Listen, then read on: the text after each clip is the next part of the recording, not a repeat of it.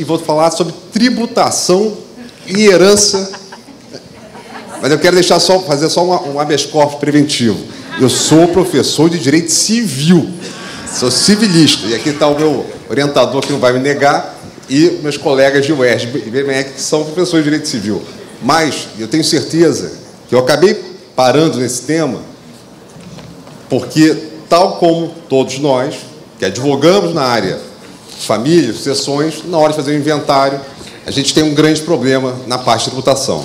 E nós não temos livros, nós não temos escritórios especializados em tributação de heranças e não temos contadores que também têm uma reflexão crítica para falar sobre herança. Acabou que, fazendo ali, eu falei, não é possível, isso aqui e tal. Tudo bem, com conhecimento da advocacia pública, que trabalha também com direito tributário, eu falei, não, tem um vácuo aqui que a gente precisa tratar. E a professora Ana Luísa Nevares me propôs aqui um tema, de certa maneira, um pouco mais complexo do que TCMD, que é falar sobre tributação internacional e o ITCMD, que foi objeto de julgamento há 2 anos pelo STF. Nossa história e do STF começa com 3 elementos.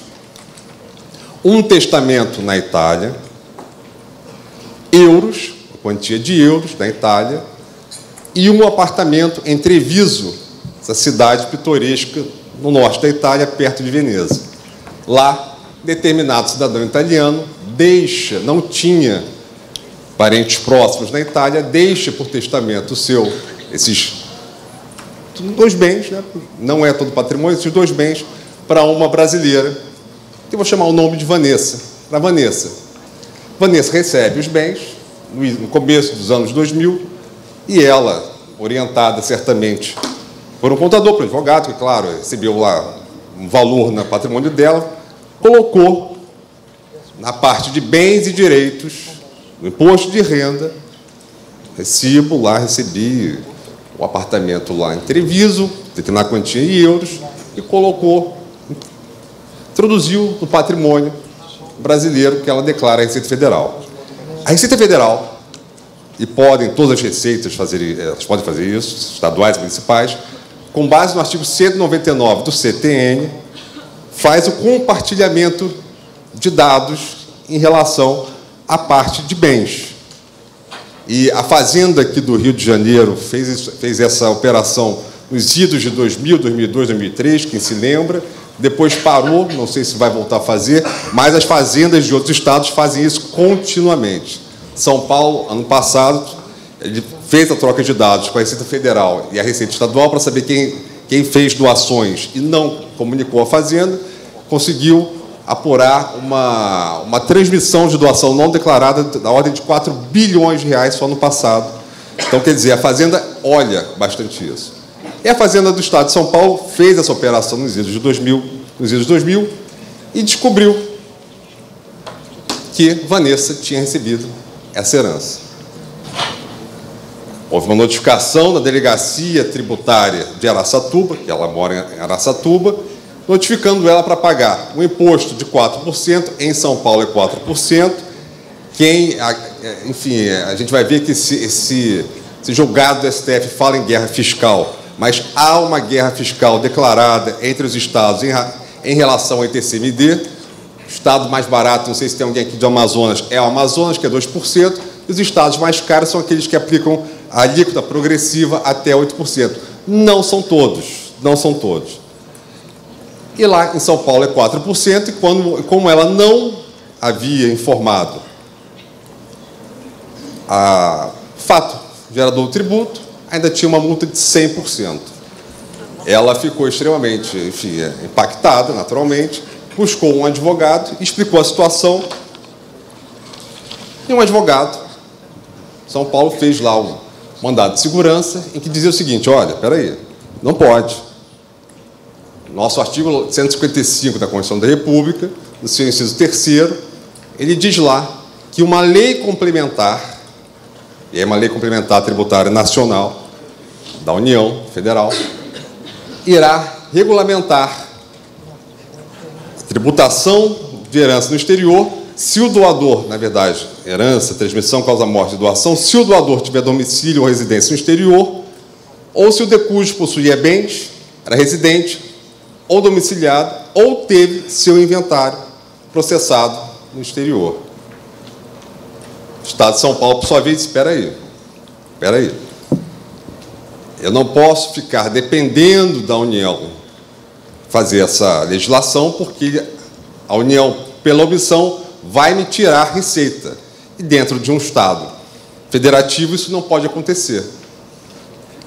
E aí nós temos até, a União tinha até argumentos para poder fazer a cobrança, perdão, os Estados tinham até argumentos para fazer a cobrança, porque a própria Constituição diz, se a União não fizer a regulamentação dos tributos que estão lá dispostos, os estados, os municípios, inclusive, podem fazer. E aí, o Estado de São Paulo trouxe aqui, inclusive, a situação do IPVA. Tem aqui a nossa Brasília fazendo a demonstração dessa argumentação. O IPVA não existe lei nacional, e por não existir lei nacional, todos os estados passaram a redigir suas próprias leis e, até hoje, todos os estados tributam automóveis, a propriedade dos automóveis, sem que haja lei nacional. Pois bem, essa questão, como a gente sabe, foi parar no STF, e o STF diz o seguinte, olha, alto lá, não é igual ao IPVA. Aqui há uma briga, há uma potencial guerra entre os estados para fazer essa tributação, de maneira que aquela possibilidade dos estados tributarem sem essa lei complementar tem que ir com calma, porque pode haver, sim, uma guerra entre os estados, porque aqui a gente tem que definir competência, qual é o estado que vai tributar. E ele, o STF, de uma maneira bastante peculiar, fez, inclusive, a menção a um exemplo. O inventário, pensemos todos, o inventário na Suíça, o inventário é lá na Suíça, o imóvel é na Suíça e dinheiro em uma conta bancária em Alagoas. Foram exatamente essa situação que o STF propôs para reflexão no acórdão, para a gente entender o que ele estava falando. Nesse caso, o inventário é na Suíça. Então, nossa Constituição da República diz que TCMD incidirá onde correrá o inventário. Não tem. Nesse caso, não tem. O imóvel é na Suíça. Imóvel na Suíça e puxando a conta bancária em Alagoas, pessoa é brasileira, onde ela vai tributar? Para qual estado ela vai tributar? É digamos assim, um buraco negro, não se sabe. Nesse caso, realmente não se sabe. E, se for o estado que ela é domiciliada, a Constituição, assim, não prevê. Ou seja, é realmente uma omissão. E, dessa forma, como todos sabem, o STF firmou a tese 825, dizendo que é vedado aos estados, Distrito Federal, impor o ITCMD, cobrar o ITCMD enquanto não houver a lei complementar nacional. E o que mais ficou em tese de debate, em momentos de debate nesse julgamento, foi a modulação dos efeitos. Entendeu-se que o que já foi pago anteriormente, e a gente sabe, quem aqui do Rio de Janeiro sabe que o Rio de Janeiro cobrava já o ITCMD de bens localizados no exterior, São Paulo cobrava, vai cobrar, mas o órgão especial de São Paulo já tinha um julgado da própria órgão especial, dizendo que não poderia fazer essa cobrança, dizendo que a lei estadual era inconstitucional. E, diante dessa divergência, o STF falou, olha, não, espera aí, é só daqui para frente. Não pode cobrar, na verdade, quem já pagou, pagou, e só aquelas pessoas que ainda estavam discutindo em juízo a cobrança até a publicação do acórdão, que ocorreu em 20 de abril de 2021, essas pessoas também não vão precisar pagar. Assim firmou a tese o STF, no dia 20 de abril de 2021, e 10 dias depois, a Procuradoria-Geral da República ajuizou uma ação direta de inconstitucionalidade por omissão, a ADO 67, para dizer, olha, se não existe essa lei complementar, nós temos que fazer, PGR pedindo para o STF, STF, você tem que fazer algum indicativo legislativo para realizar essa atividade legislativa, porque senão os estados vão passar a não ter receita. Foi rapidamente julgada essa DO. Essa DO esse julgamento ocorreu esse ano, né, publicação em 6 de junho de 2022. O STF disse, Congresso, você tem 12 meses para legislar sobre o TCMD, nessas situações em que há alguma ligação com o exterior. Tudo bem, 12 meses. Né? Então, a gente espera que até 6 de junho de 2023 ocorra alguma previsão legislativa. Só que, se não ocorrer, o que pode acontecer? E aí, nada. Não vai acontecer nada. Porque o STF não pode legislar, fazer a tributação incidir. E a própria lei que regulamentou essa ação direta de constitucionalidade por omissão, quer dizer, a lei das ADINs, ela mesmo não prevê. E certamente, se previsse, acho que hoje não aconteceria nada. Mas não há o que fazer. Há que se esperar, portanto, até lá, alguma legislação. O certo é que o Brasil, nessa área, acaba sendo um paraíso fiscal de heranças. A Fazenda do Estado de São Paulo, na véspera desse julgamento que ocorreu, ela fez uma notícia no Valor Econômico, produziu uma nota no Valor Econômico para dizer o seguinte: o brasileiro mudou o domicílio fiscal para a Suíça, com os bens aqui no Brasil, e ele fez a doação de todos os bens dele aqui no Brasil para os filhos, e só de ITCMD, o Estado de São Paulo deixou de receber 4 bilhões de reais também, ou seja, um patrimônio de 100 bilhões de reais, houve a transferência, e São Paulo dizia, se eu não puder cobrar, vai ser tax-free, absolutamente paraíso fiscal de herança. E aconteceu exatamente isso.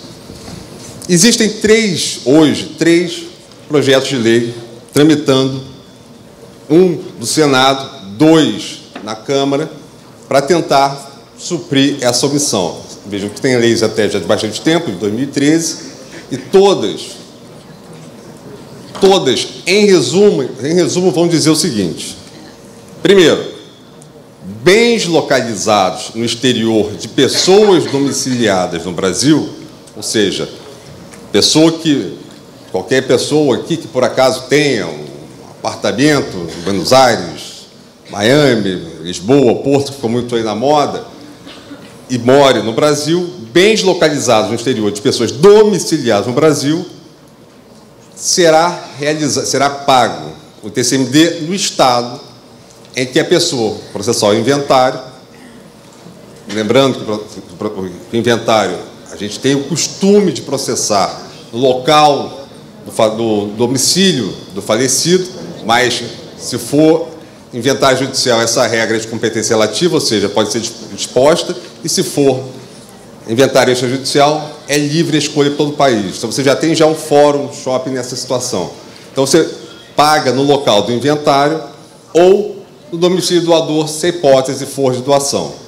Segundo, doador no exterior e bens no Brasil. A pessoa tem domicílio no exterior, mas os bens estão aqui no Brasil, como é o caso dessa família de São Paulo, que era domiciliado na Suíça. O Estado que irá tributar é o do domicílio do donatário, quem vier receber aqui no Brasil. E o terceiro, inventário é no exterior, que é o caso aqui de transmissão causa-morte, 2 ali é doação, contrário doação, aqui é transmissão causa-morte. Se o inventário é no exterior e bens no Brasil, será tributado no local em que tiver domicílio o herdeiro ou o legatário, até quebrando, nesse caso aqui, a regra constitucional e assim abriu a Constituição esse flanco para o legislador poder mudar, até mesmo se for um imóvel no Rio de Janeiro, de um inventário que aconteceu em Miami, uma pessoa morreu em Miami, no município de Miami, deixou o inventário no Rio de Janeiro, mas o herdeiro ou legatário mora no Espírito Santo, quem vai pagar o imposto de transmissão de um imóvel do Rio de Janeiro quem receberá será Espírito Santo. Portanto, essas são as possíveis, né, dentro da pergunta que a senhora Ana Luísa Nevares propôs, essas são as possíveis situações caso venha a ter uma lei complementar. Se acaso ainda não tiver, enquanto não tiver, a gente não vai ter nada. Enfim, o Brasil continua sendo um paraíso fiscal para rendas no exterior. Há já um certo fórum jurídico, né, um tax shopping já, em grandes heranças, vindo fazer essa operação de doar no Brasil e não pagar nada. Já há essa situação depois do julgamento do STF. O que, de certa maneira, é um pouco iníquo, né, um pouco injusto, tendo em vista que a gente já tributa muito pouco herança, pessoal. Nós aqui no Brasil tributamos muito pouco herança. A herança, em média, é tributada 3,3% no Brasil. E nós todos trabalhamos, para a pessoa física, pagamos 27,5% de imposto de renda. Se você perguntar para alguém que quiser ganhar R$1 milhão, se prefere ganhar R$1 milhão da Mega Sena ou ser R$1 milhão sendo herdeiro, é muito melhor ser herdeiro do que ganhar na Mega Sena, porque a Mega Sena vai pagar 27% de imposto e na herança, no máximo, 8% ou até 2% se for lá no Amazonas.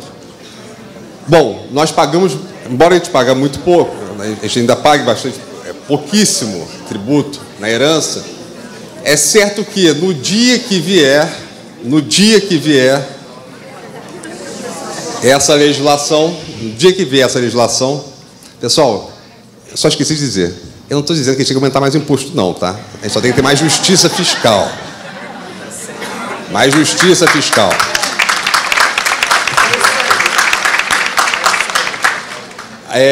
Mas, de toda forma, quando vier essa legislação,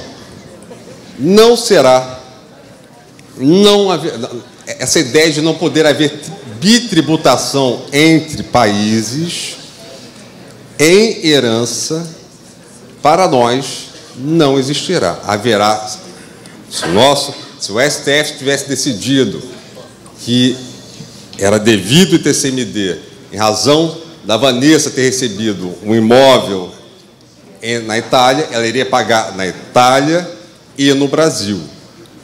Nossos acordos internacionais para evitar a dupla tributação são apenas de imposto de renda. E ITCMD, escolhemos nós, no Brasil, no momento da Constituição da República, deixar a cobrança do ITCMD para os estados, portanto, não há abrangência de eventual acordo de bitributação entre Brasil e Argentina, por exemplo, porque vai acabar pagando, infelizmente ou felizmente, imposto nos dois locais. Na verdade, o que seria possível fazer, e eu deixo aqui essa coisa meio caótica, que é pensar no bacalhau, no pirarucu e no Canadá. Que doideira é essa? Que doideira é essa? O Brasil é signatário de um acordo do GATT, acordo multilateral do GATT, que mais ou menos diz o seguinte: olha, se você cobrar tributos, você não deixar de cobrar tributo sobre determinado produto, os meus produtos importados também não serão tributados. Então, como nós temos pirarucu seco, peixe seco de pirarucu, o bacalhau, quando é importado, ele tem que submeter a mesma tributação do pirarucu. E os estados, a maior parte dos estados, não cobra ICMS de pirarucu. Logo, o bacalhau também não irá pagar ICMS. Isso foi parado na STF, na década de 2000, começou até agora. Mas e o Canadá? Qual é a história do Canadá? O Canadá é um dos únicos países que cobra a tributação na herança como se fosse imposto de renda. Como se fosse imposto de renda. Então, se eu recebesse aqui R$10.000, eu iria pagar 27,5% de imposto de renda. Imposto de renda como tributação da herança. E o Canadá tem acordo de vedação de bitributação com o Brasil.